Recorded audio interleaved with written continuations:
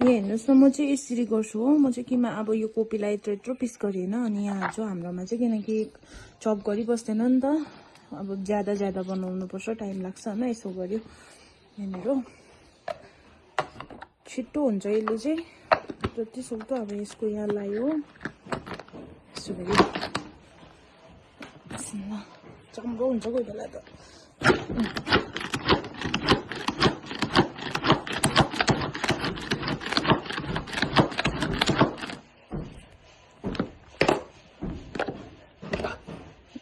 यतिको भएछ हो यसरी चप छिट्टो हुन्छ नत्र भने चाहिँ अब बेसी ज्यादा बनाउनु पर्दा चाहिँ काटिबस्नु टाइम लाग्छ नि त म चाहिँ यसले बनाउँछु साथीहरु मलाई चाहिँ छिटो लाग्छ यसरी बनाएको चाहिँ हेर्नुहोस् न अब एकैछिनमा बनिसकिहाल्छ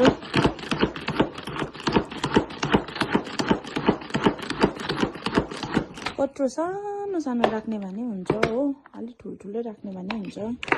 भयो त अनि यतिको भएछ भने हो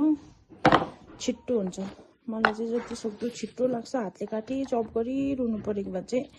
धेरै टाइम लाग्छ नि त प्याज पनि यसले काटिन्छ गाजर अदुवा सबै यसमै म चाहिँ काटेर बनाउँछु हातले काटिबस्नु चाहिँ पर्दैन मेरो टेक्निक भन्नु भएको छैन